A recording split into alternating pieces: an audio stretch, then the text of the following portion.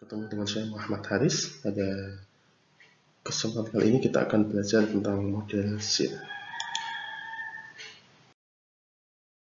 Model SIR. SIR singkatan dari Susceptible, Infectious, dan Recover. Model ini merupakan model dasar dari epidemi dengan asumsi bahwa individu yang sakit setelah sembuh akan memperoleh kekebalan tetap, sehingga tidak akan terinfeksi atau sakit lagi pada masa epidemi tersebut. Penyakit yang dapat didekati dengan model ini adalah penyakit flu musiman, penyakit campak, cacar, dan penyakit-penyakit lain yang mempunyai sifat tidak akan menginfeksi lagi pada orang yang sudah sembuh selamanya atau sepanjang waktu wabah berlangsung.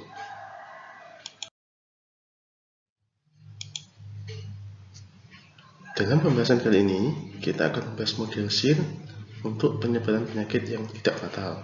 Dalam hal ini artinya tidak menimbulkan kematian. Dan populasi yang berkaitan diasumsikan memiliki jumlah individu tetap dan dalam satu periode waktu wabah. Dalam model ini terdapat 3 kelas, yaitu dimisalkan pada saat T. Dan dalam satu populasi terdiri dari ST, artinya adalah proporsi jumlah orang-orang yang rentan terkena penyakit dalam waktu T. IT adalah proporsi jumlah orang-orang yang sudah terjangkit penyakit dalam waktu T, sedangkan RT adalah proporsi jumlah orang-orang yang telah sembuh dari penyakit pada saat T. Jadi, karena ST, IT, dan RT merupakan proporsi, dapat disimpulkan bahwa S plus I plus R sama dengan 1. Berikut diagram kompartemen dari model SIR. Nah, tadi sudah disebutkan bahwa populasi dibagi menjadi 3 kelas, yaitu kelas susceptible dilambangkan dengan S, kelas infectious dilambangkan dengan I, dan kelas recover dilambangkan dengan R. Di sini mu itu artinya laju kelahiran sekaligus laju kematian, artinya laju kelahiran sama dengan laju kematian karena diasumsikan populasinya tetap. Beta adalah peluang penyebaran penyakit. Di sini untuk kontak dalam model ini dilambangkan dengan perkalian 2 variabel yaitu S dan I. Artinya ini adalah kontak antara individu rentan dengan individu yang terinfeksi. Sedangkan alfa ini menyatakan laju kesembuhan yang didapat dari nilai 1 per masa infeksi.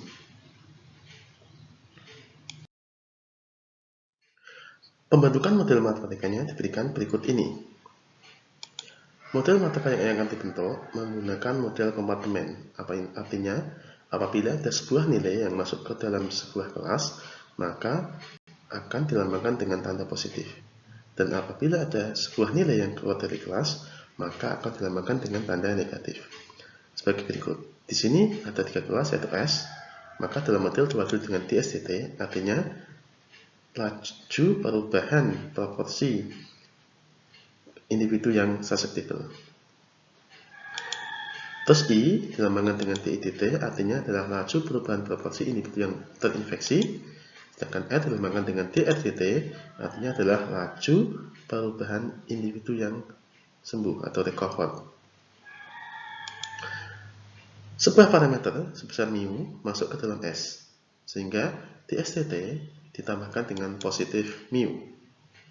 Selanjutnya, terdapat nilai yang keluar dari S sebesar mu S, maka DSTT ditambahkan dengan negatif mu S, atau bisa disebut sebagai dikurangi dengan mu S. Selanjutnya, terjadi perpindahan dari S ke I sebesar beta SI, maka untuk DSTT ditambahkan dengan negatif beta SI, sedangkan DITT ditambahkan dengan positif beta SI. Atau bisa juga dinyatakan DSTT dikurangi dengan beta SI, DITT ditambah dengan beta SI. Selanjutnya dari kelas I keluar sebesar mu I, maka di titik ditambahkan dengan negatif mu I, atau juga bisa disebut sebagai dikurangi dengan mu I. Terjadi perpindahan dari I ke R sebesar alfa I, maka di titik ditambahkan dengan negatif alfa I, sedangkan di titik ditambahkan dengan positif alfa I. Terakhir, dari kelas R keluar sebesar mu R, maka di titik ditambahkan dengan negatif mu R, atau juga bisa dinyatakan sebagai dikurangi dengan mu R. Tadi sudah disebutkan bahwa S plus I plus R sama dengan 1. Sistem yang dibentuk disebut sebagai sistem 1, yang akan kita analisa untuk analisa selanjutnya. Analisa yang pertama adalah analisa keberadaan atau eksistensi dari titik equilibrium atau titik keseimbangan. Titik equilibrium atau titik keseimbangan artinya titik yang dapat diperoleh dengan membuat nol untuk setiap laju. Artinya titik ini titik yang seimbang, tidak berubah sepanjang waktu.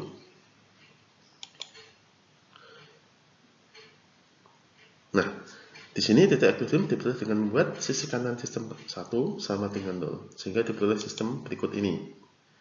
Persamaan yang pertama dari sistem tersebut, kita sebut sistem tersebut adalah sistem 2. Jadi persamaan pertama dari sistem 2 adalah mu min beta Si min mu S sama dengan 0. Persamaan kedua dari sistem 2 adalah beta Si min alpha plus mu kali I sama dengan 0. Persamaan yang ketiga dari sistem 2 adalah alpha I min mu R sama dengan 0. Di sini untuk menentukan titik keseimbangan, maka diperoleh dengan menyelesaikan sistem 2 atau mencari solusi dari sistem 2. Langkah pertama, dari persamaan kedua sistem 2 diperoleh bahwa I kali beta S min alpha plus mu sama dengan 0, sehingga di sini mempunyai kemungkinan yaitu I sama dengan 0 atau S sama dengan alpha plus mu per beta. Untuk I sama dengan 0, kita masukkan ke persamaan pertama dan ketiga, diperoleh S sama dengan 1 dan R sama dengan 0. Dari proses ini, apabila I sama dengan 0, maka kita akan memperoleh titik equilibrium bebas penyakit. Kita sebut sebagai P0, yaitu SIR, S sama dengan 1, I sama dengan 0, dan R sama dengan 0. Di sini I sama dengan 0, artinya populasi bebas dari penyakit.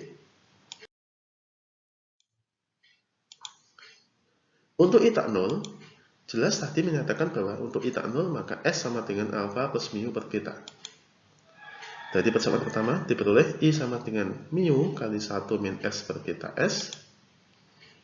Jika nilai S dimasukkan ke persamaan I tadi ini, maka akan diperoleh I sama dengan mu kali beta per alpha plus mu min 1 per beta. Contoh lagi, I sama dengan mu kali beta per alpha plus mu min 1 per beta. Kalau kita definisikan nilai R0, R0 adalah suatu nilai yang digunakan untuk menentukan apakah wabah akan meluas atau akan hilang untuk waktu-waktu ke depan. R0 adalah bisa dalam model ini disebut reproduction ratio atau reproduction number. Nah, di sini kita definisikan R0 sama dengan beta per alpha plus mu. Jelas bahwa I akan bernilai positif apabila R0 lebih dari 1. Nilai I apabila dinyatakan dalam bentuk yang memuat R0, maka menjadi I sama dengan mu kali R0 min 1 per beta. Dari persamaan ketiga diperoleh R sama dengan alpha I per mu, atau kalau kita tulis dalam notasi yang memuat R0 sama dengan alpha kali R0 min 1 per beta. Nah, jadi untuk I tidak sama dengan 0 akan diperoleh titik equilibrium endemik, artinya titik equilibrium di mana masih terjadi atau masih ada individu yang terinfeksi. Kita sebut sebagai P1, yaitu SIR dengan S sama dengan alpha plus mu per beta, I sama dengan mu kali R0 min 1 per beta, dan R sama dengan alpha kali R0 min 1 per beta. dengan R0 sama dengan beta per alfa plus mu. Titik ini akan ada hanya jika R0 lebih dari 1.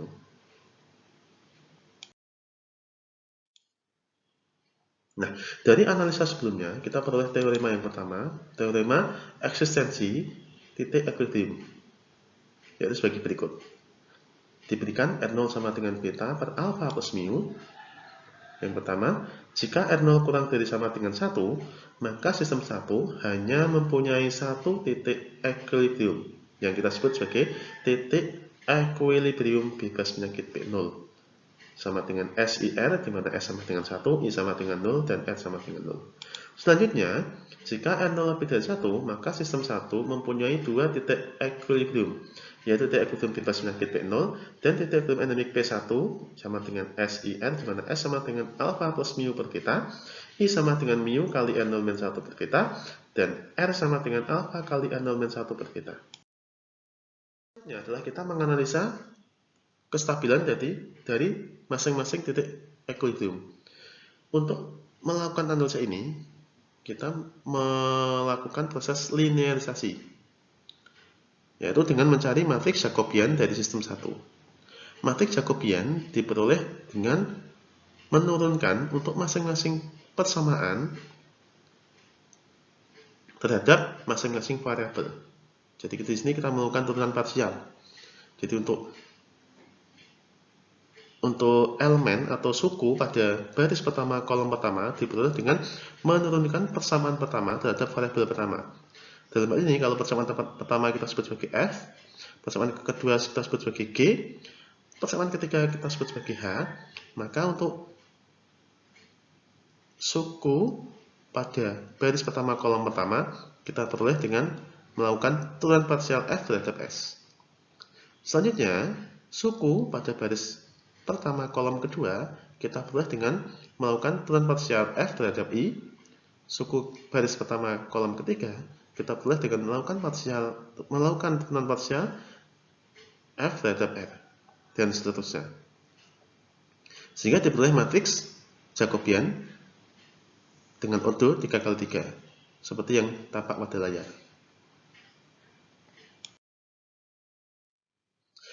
Selanjutnya, untuk menganalisa kestabilan titik equilibrium dari matriks Jacobian tersebut akan kita tentukan nilai-nilai eigen dari matriks Jacobian yang berkenaan dengan masing-masing titik kesetimbangan.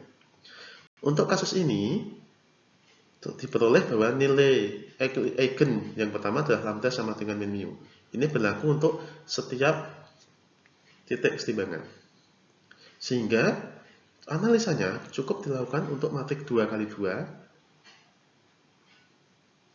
atau determinan dari matriks yang ada nilai eigennya seperti ini. Untuk titik P0, kita masukkan nilai-nilai variabelnya, diperoleh persamaan karakteristiknya adalah lambda plus mu kali lambda plus alpha plus mu min beta sama dengan 0. Kita peroleh lambda 1 sama dengan min mu, nilainya akan selalu negatif, dan lambda 2 sama dengan beta min alpha plus mu, nilainya akan negatif apabila N0 kurang dari 1, dan positif apabila N0 lebih dari 1. Sedangkan untuk N0 sama dengan 1, kita tidak menggunakan. Kenapa? Karena nilai lambda 2 sama dengan 0, ini berarti titik P0 tidak hiperbolik. Kenapa hiperbolik? Karena kita di sini memerlukan titik yang hiperbolik. Karena dalam proses analisa kestabilan kita menggunakan linearisasi.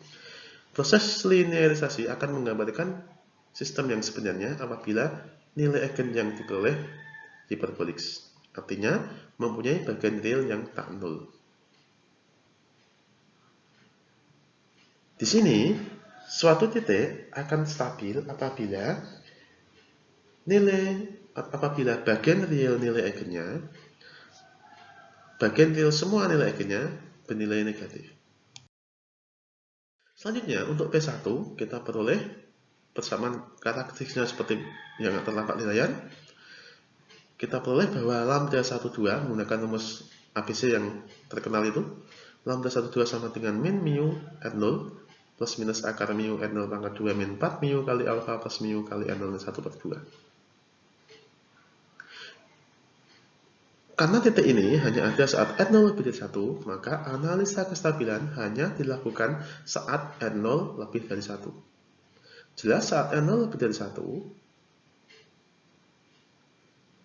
bagian real dari lambda 1 dan lambda 2 bernilai negatif.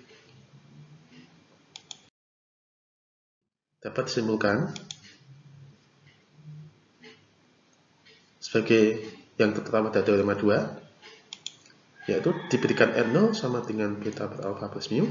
Jika N0 kurang dari 1, maka titik equilibrium bebas penyakit B0 stabil asimptotik lokal. Jika N0 lebih dari 1, maka titik equilibrium bebas penyakit B0 tidak stabil, dan titik equilibrium endemik stabil asimptotik lokal. Jadi analisa kestabilan menggunakan nilai eigen dari matriks Jacobian dengan kriteria apabila bagian real semua nilai eigen bernilai negatif, maka titik tersebut dikatakan stabil asimptotik lokal. Apabila ada nilai eigen yang mempunyai bagian real positif, maka dikatakan titik tersebut tidak stabil. Untuk lebih jelasnya bisa dilihat pada buku pemodelan matematik yang ada dan teorema dari sistem dinamik. Demikian penjelasan untuk model SIR. Sampai bertemu di lain kesempatan. Apabila ada saran atau masukan dapat dikirim ke email kami, yaitu haris.mat@mail.unes.ac.id. Terima kasih.